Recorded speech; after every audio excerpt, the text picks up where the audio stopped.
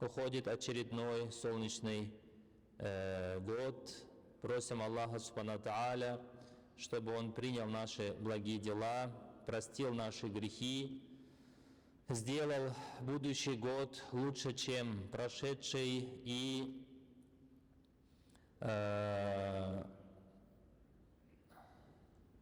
сделал наши лучшие дела завершающими, лучшие жизненные дни последние, и самый прекрасный, самый хороший день сделал день встречи с Аллахом. Джалля Джалялю. Мы продолжаем ваас, мау'иза на тему Асмауль Кур'ан, имена Кур'ана. Главнейший наш источник, главнейший наш родник, из которого мы пьем живительную влагу, набираем духовную пищу, это Кур'ан Карим. Это книга, которую часто, много читают. И это речь Всевышнего Аллаха, оставляющая глубокий след в сердцах у людей. Это свет, с помощью которого Аллах ведет по прямой дороге тех, кого пожелает. Это верное руководство, служащее нам светом, освещающим нам путь. Это милость Аллаха Субхану ва Тааля. Это возможность понять, что есть истина, что есть ложь. Коран несет смысл разделительный, он разделяет истину от лжи. И также Коран служит мау'иза, назиданием. Аллах об этом сказал на 215 странице Священного Писания следующим образом. А'удhu билляхи минаш шайтанир раджим. Бисмиллахир рахманир рахим.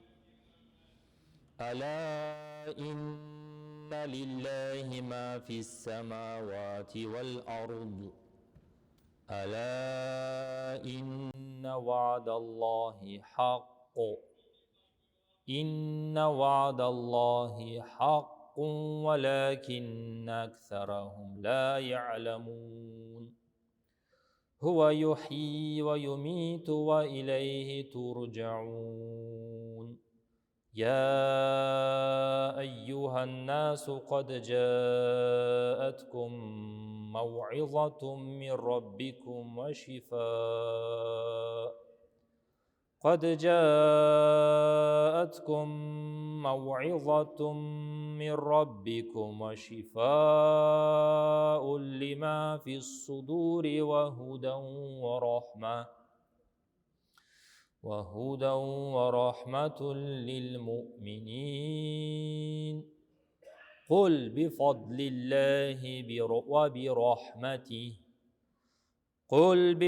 الله وبرحمته فبذلك فليفرحوا هو خير مما يجمعون صدق الله العظيم وبلغنا رسوله الكريم عليه الصلاة والسلام ونحن على ذلك من الشاهدين. Аллах описывает себя в этих аятах. Говорит: «Аля инна лилляхи ма фис самавати валь ард». Знайте, что Аллаху принадлежит все, что на земле, все, что на небесах и на земле.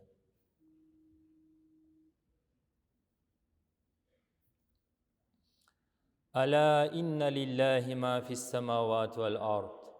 Знайте, что Аллаху принадлежит все, что на небесах и на земле. И мы с вами тоже Аллаху принадлежим. «Аля инна ва'да Аллахи хак». Знайте, что обещание Аллаха истина. Аллах обещал тем, которые совершают благие дела, и с верой и надеждой на награду от Аллаха Аллах обещал им успешную, благую, прекрасную жизнь в этой дунья и обещал райскую обитель в ахирате. И обещал тем, которые не веруют, тем, которые не благодарят, тем, которые совершают тиранию, зулм, проблемную жизнь здесь и, наузубилля, наказание огнем адом в судный день. Аля инна ба'д Аллахи хак, знайте, что обещание Аллаха истина. Валякинна аксарахум ла я'ламун, однако же большинство людей этого не хотят знать, не хотят признавать. Хуа юхи ва юмит, Аллах, Он тот, кто оживляет и умертвляет. Когда-то мы были покойниками, Аллах нас оживил. Скоро станем, когда Аллах нас оживил.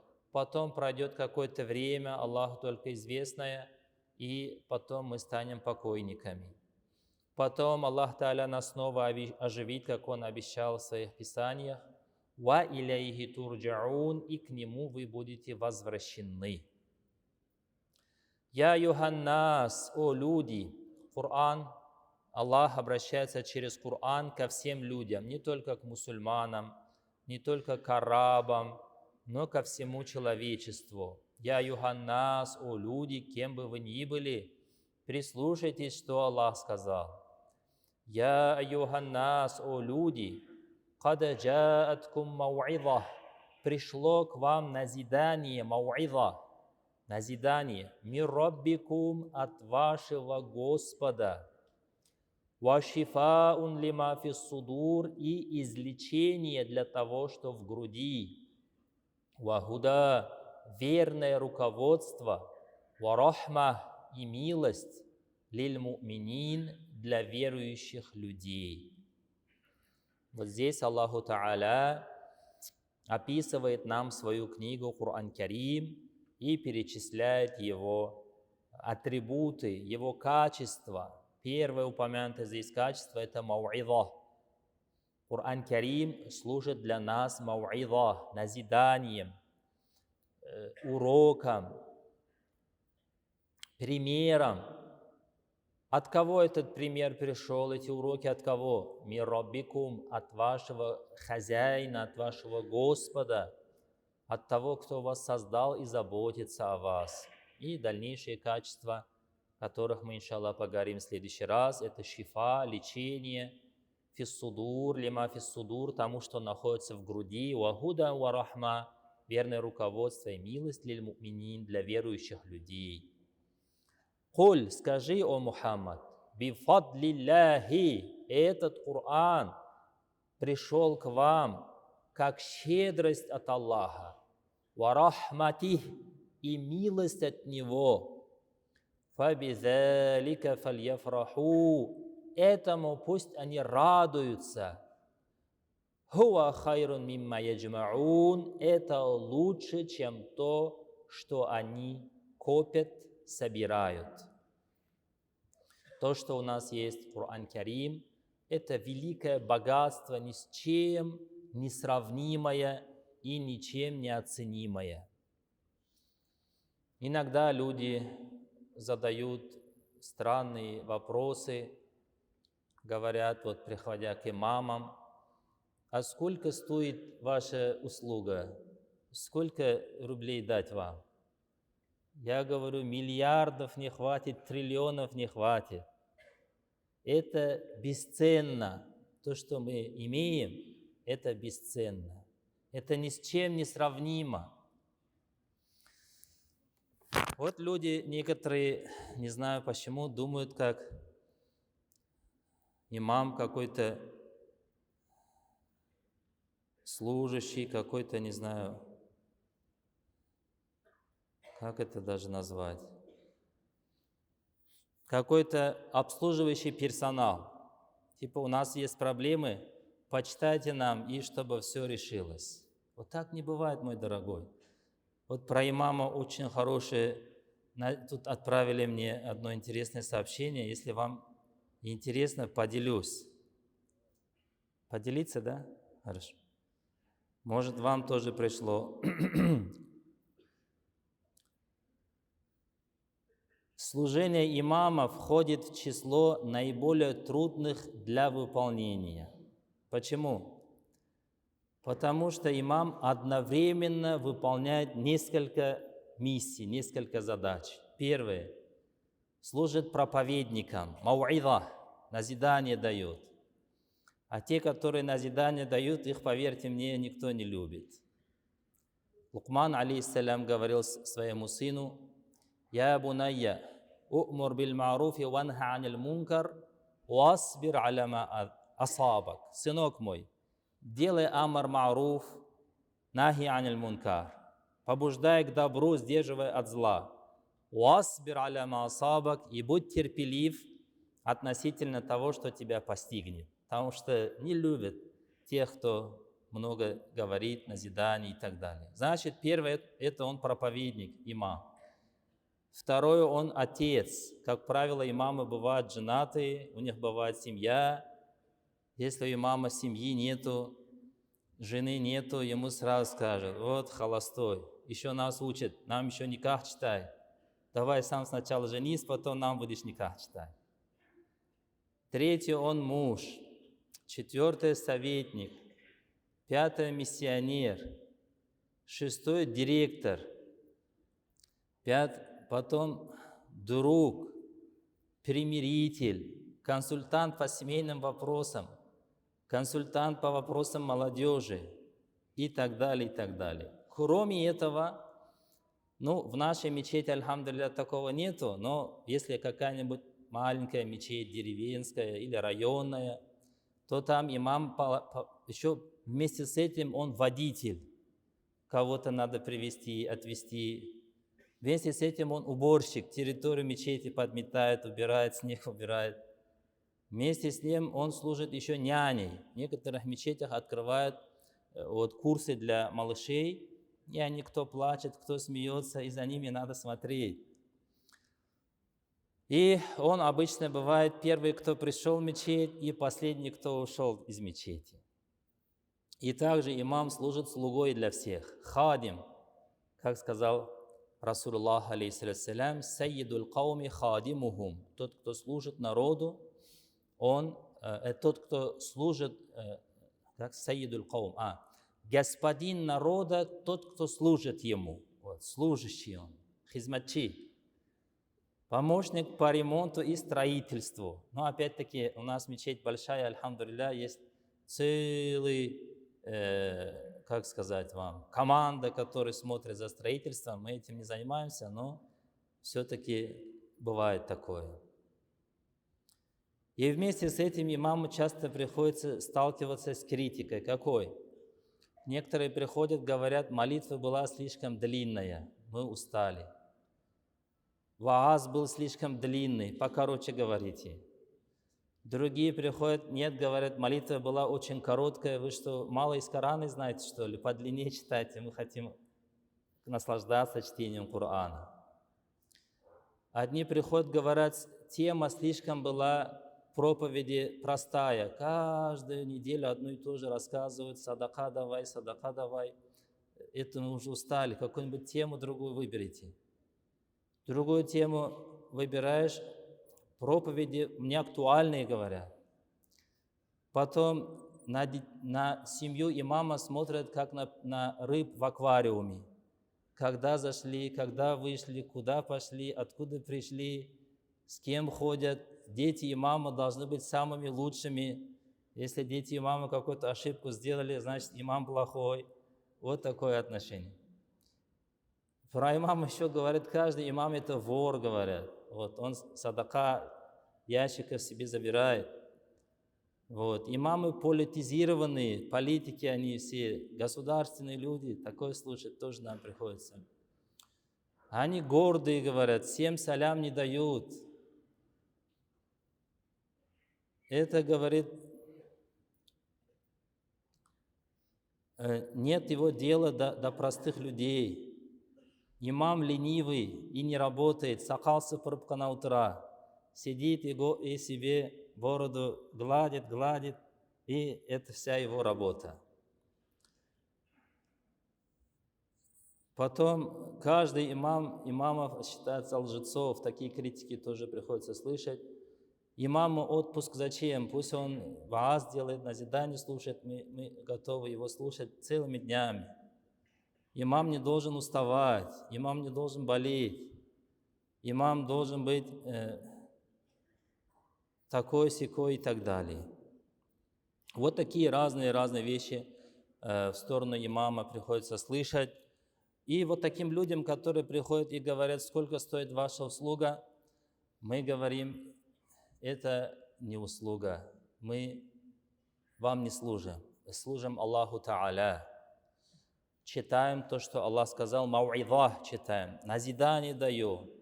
Кто хочет получить пользу, получит, кто не хочет, не получит. И вот кто это письмо написал, в конце говорит, молитесь за имамов, поддерживайте их, любите их и не говорите за их спиной плохое. И мы этим братьям тоже говорим, мы от вас ничего не ждем, никакие вам таксы не ставим. Если вы от души что-то хотите помочь, спросить, имам, как у тебя дела, в каких условиях ты живешь, тебе может чем-то помочь, пожалуйста. Но так вот, сколько стоит ваша услуга, сколько это дуа стоит, такого нету. Это бесценный товар, бесценный. И как раз об этом аят, который мы только что услышали. «Куль бифадлиллях» – скажи, это от щедрости Аллаха Аллах вам дал. «Ва бирахматихи» – и по милости Его дал. И сейчас вот, альхамдулилля, много медресе открывается, много мечетей открывается, много исламских институтов открывается. И, как правило, вот я сам 10 лет в Казани преподавал в исламском институте, здесь тоже в колледже преподаю, в мусульманском. И, как правило, туда идут,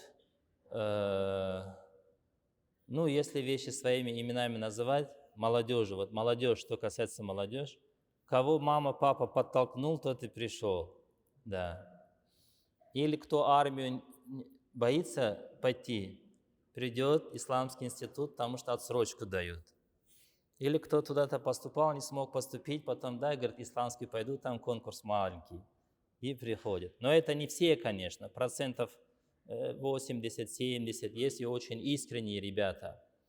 И вот, к сожалению, практика тоже показывает, те, которые закончили учебные заведения исламские или начали в них учиться, мало кто идет вот в сферу религиозной деятельности, потому что они рассчитывают плюсы-минусы, где больше будет польза. И думают, зачем мне там с утра до вечера в мечети торчать, на садака чьё-то жить, лучше я пойду бизнес буду делать. И бизнесменами становятся.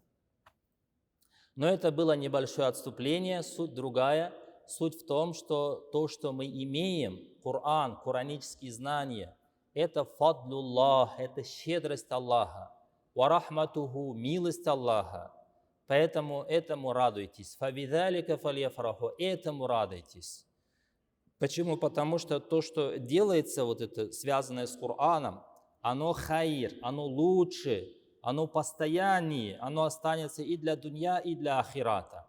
А то, что люди копят рубли, доллары, машины, дома и так далее, это все тюрьмы какие-то, все это сгниет потом в итоге. Чоп полукалада, да, мусором станет.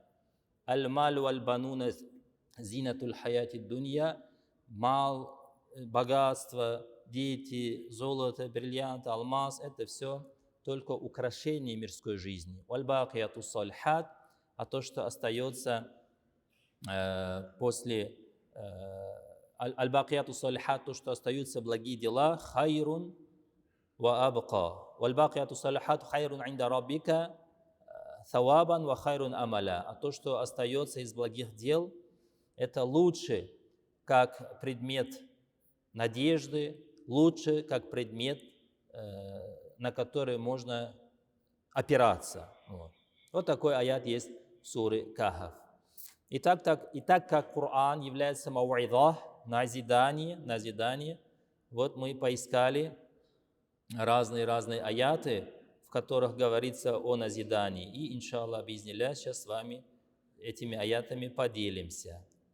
Так, сначала сура Бакара, 232 аят, страница 37. Вот, Аллах нам назидание дает, значит, через свою книгу. Что за назидание? Давайте послушаем. 37.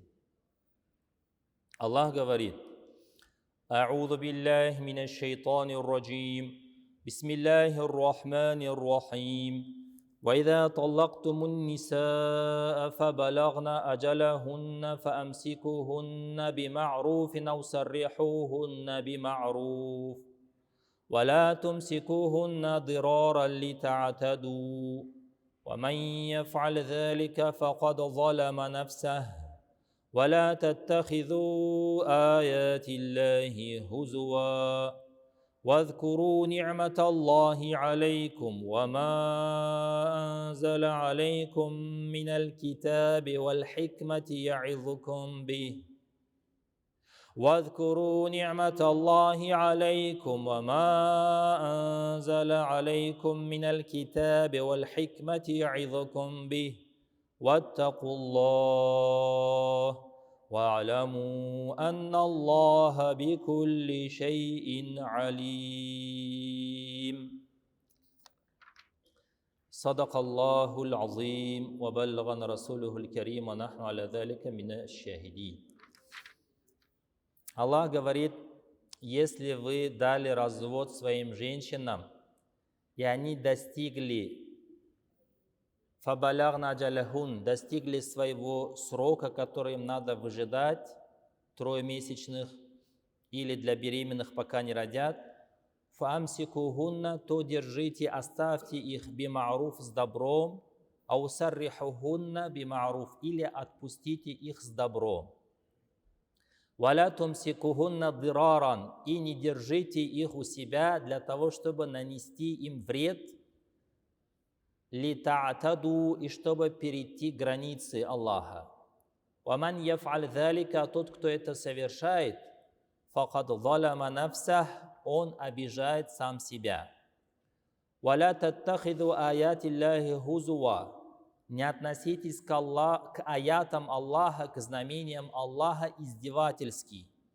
Вадкуру ни'мат Аллах алейкум, помните о благах Аллаха к вам. Вама анзаля алейкум миналь китаб, и помните о том, что Он ниспослал вам книгу, Писание, Кур'ан Карим, валь хикма, и мудрость, оставленную от пророка, пречистую сунну. Я'изукум бих, с помощью этого Аллах дает вам назидание. С помощью книги, Кур'ан Карим и достоверных хадисов мы берем для себя назидание. Ваттакуллах, будьте же осторожными, не нарушайте границы Аллаха. Ва'аляму анна Аллах бикулли шейин алим, и знайте, что Аллах обо всякой вещи знающий. От Аллаха скрыть ничего невозможно. Вот в этом аяте, 231 аяте, Аллах напоминает свое великое благо.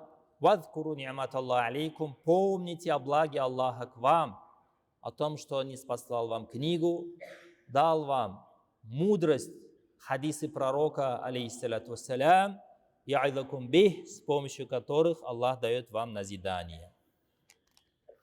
Вот этот аят, главное, нас учит чему? О том, как разводиться. Как разводиться. Вот многие, оказывается, вообще не знают, как разводиться. Слышали где-то краем уха, что есть 3 талака, и надо, не надо, 3 талака раскидываются. Надо, не надо. И потом приходят и жалуются, вот как поступить, что делать, как решить проблему. Джолу барма, джолу джокму, дорога есть, дорога нет, что делать и так далее. Вот надо для этого почитать Кур'ан Карим. Альхамдулилля, Кур'ан есть. Пожалуйста, на арабском, пожалуйста, на узбекском, пожалуйста, на таджикском, пожалуйста, на французском, пожалуйста. На каком языке хочешь, перевод есть. Возьми, читай. И почитай, дорогой, пожалуйста, аяты 228 и ниже из суры Бакара. В них Аллаху Та'аля раскрывает нам порядок развода. Порядок развода. Аллах говорит: «Валь муталлакату ятараббасна би анфусихинна саласата куру». те женщины, которым дали талак, они должны выжидать 3 месячных. И в течение этого срока еще, вообще 3 талака говорить, это бид'ат, это грех. 3 талака или больше талаков говорить запрещено. Как запрещено? Это грех, это одним словом грех, бид'ат. Поэтому 3 талака не надо говорить ни в коем случае, ни в коем случае. И вообще надо избегать этого, талак надо избегать. Почему? Потому что Расулуллах сказал, алейхиссаляту вассалям, «Абгадуль халяли илаллахи талак». Из всего, что является дозволенным, самое ненавистное для Аллаха – это развод. В другом хадисе Расулуллах сказал, алейхиссаляту вассалям, что Иблис, алейхи лянатуллах, проклятый Иблис, устанавливает трон над водой и рассылает шайтанов, чтобы они людей учили плохому. И после завершения своей миссии шайтаны возвращаются и дают отчет перед Иблисом. И говорят, я сделал то-то, я был с тем-то, научил тому-то, тому-то, кого-то носовой курить научил, кого-то сигареты курить научил, кого-то шампанский пить научил, кого-то коньяк пить научил. Разные грехи перечисляют шайтаны. И Расулуллах говорит, алейхиссаляту вассалям, что Иблис ими недоволен. Говорит, убирайтесь, вы ничего не сделали, идите, работайте снова, уходите. И приходит некий шайтан, который говорит, «Ма зильту ма'a фулян». Я без остановки. «Ма зильту» это значит постоянно. «Ма зильту ма'a фулян». Я постоянно был с таким-то человеком. Шайтанам с нами быть постоянно довольно-таки тяжело. Почему? Потому что всякий раз, когда мы поминаем Аллаха, они убегают. Аль-васвас, аль-ханнас. Аль-васвас наускивает, дурные мысли подкидывает. Аль-ханнас убегает при поминании Аллаха, прячется при поминании Аллаха. Потому что если мы Аллаха вспомнили, Аллах рядом с нами, Аллах очень сильный, очень могучий, против Него никто не может стоять, шайтаны тоже не могут стоять. Если мы вспомнили Аллаха, шайтан убегает. Если читаем намаз, тоже убегает. И даже когда муазин говорит азан, он от страха, извините меня, как Расулуллах сказал, так и скажу, пукая убегает, чтобы не слышать азан. Боится его звука, его мощи, его энергии, присутствия Всевышнего, посещения ангелов таких мест. Убегает шайтан. И вот этот шайтан говорит, «Мазильту ма'афулян», я был с таким-то, «Хатта фаррактаху байнаху ва байна ахли», пока не стал причиной разлада между ним и его ахль. Ахль это переводится как жена, и ахль переводится как семья. Но мы в народе тоже так говорим. «Ойлаш катем адагяй». Он пришел с семьей, то есть с женой, или с семьей, с детьми. То есть шайтан вот этот стал причиной развода между мужем и женой или стал причиной разлада между родственниками. И Расулуллах, алейхиссаляту вассалям, которому Аллах это показал, гайб ему Аллах показал, скрытый от нас ему показал, он говорит, Расулуллах говорит, саллаллаху алейхи. На это Иблис отвечает, «Ни'ама анта, ты самый лучший, ва юкаррибуху илейк, и приближает его к себе». Если раньше это был солдат, говоря нашими такими военными терминами, его делает сержантом. Сержант становится офицером, офицер был генералом, генерал был полковник и так далее. Возвышает его. Поэтому всячески надо этого остерегаться, во-первых, решать вопрос дипломатически, психологически, может пригласить каких-то умных людей, которые вас рассудили. Не надо спешить с разводом, во-первых. И во-вторых, 3 талака одновременно говорить нельзя. Это бид'ат, это грех, который решать потом сложно эту проблему. Поэтому зачем создавать проблему? Лучше ее избежать. А если уж решил давать талак, то знаешь, какой порядок. Вот порядок здесь описан в этом аяте, в других аятах. Во-первых, надо выбрать такое время. Время уже подходит к концу. В общем, не спешите давать талак. Это очень опасно. Читайте Коран Карим, изучайте сунну пророка, алейхиссаляту вассалям. Если нет возможности это прочитать, изучить, приходите, спрашивайте у знающих людей. «Фас'алю ахля дикри ин кунтум ля та'алямун», говорит Аллаху Та'аля. Вот, значит, если ты решил давать талак, то его можно давать в соответствии с определенными моментами. Нельзя давать талак во время беременности. Почему? Потому что это может привести к выкидышам. Это может привести к неправильному развитию зародыша. Это может привести к каким-то болезням. Во-первых, это раз. Во-вторых, нельзя давать талак во время месячных. Поэтому в этот момент тоже происходит перестройка организма и эмоциональный всплеск. И также нельзя талак давать непосредственно после половой близости. Должен пройти определенное время, когда нет близости, неделя, две. Потом можно давать талак, и только один. После этого, вот как Аллах здесь сказал, что 3 месячных жена еще твоя жена, полностью она от тебя не отделена. В течение 3 месячных вы живете под одной крышей, кушаете за одним столом, воспитываете детей, живете все как положено, как муж и жена. Только нельзя вступать в половую близость, и это испытательный срок. Нужна тебе жена или не нужна? Нужен тебе муж или не нужен?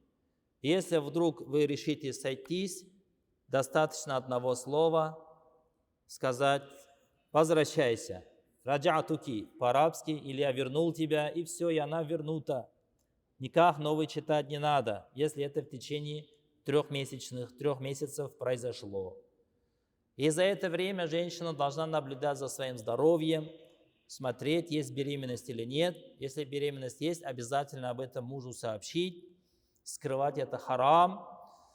И он больше прав имеет ее вернуть, нежели кто бы то ни было другой. И тогда, если она вдруг будет беременной, то срок продлевается до родов. Пока не родит, она еще твоя жена, должен за ней смотреть, ухаживать, помогать, она тебя должна слушать, чужих людей домой не пускать и так далее. Все как положено, как муж и жена, за исключением половой близости. Если в течение этого периода, пока жена не родила, хочешь ее вернуть, она хочет к тебе вернуться, ей говоришь «раджатуки», я тебя вернул, и все, и она тебе возвращается. Но если 3-месячный срок прошел, или беременность завершилась родами, или, не дай Аллах, выкидышем, или еще чем-то, то есть если беременность завершилась, то все, этот срок заканчивается, и она становится чужой женщиной для тебя. Не имеешь права с ней под одной крышей жить. Она тебе как соседка. Все. Чужая женщина. После этого надо красиво отпустить. Или если хочешь вернуть, можно, но надо читать новый никах со всеми необходимыми условиями. Вот некоторые все эти тонкости не знают. Вот чуть-чуть поругались, сразу приходят и говорят: «Хазрат, мы поругались, нам никах обновите». Тому что даст. Я Аллах, дуа. Дай Аллах мира, спокойствия в наших семьях. Дай Аллах, чтобы мы чаще больше читали Коран, возвращались к нашим первоисточникам Корану и Сунне. О Аллах, сохрани нас от разногласий, от язычества, от безбожия, от многобожия, от лицемерия, от неграмотности, от того, чтобы мы не сошли с прямого пути. И дай Аллах, чтобы лучшие дела наши были завершающими, лучшие жизненные дни последние, и самый хороший день, день встречи с Тобой. Раббана атина фид дунья хасана, ва фил ахирати хасана, ва кина азабан нар бирахматика я Я архамар рахимин. О, саллаллаху алейхи.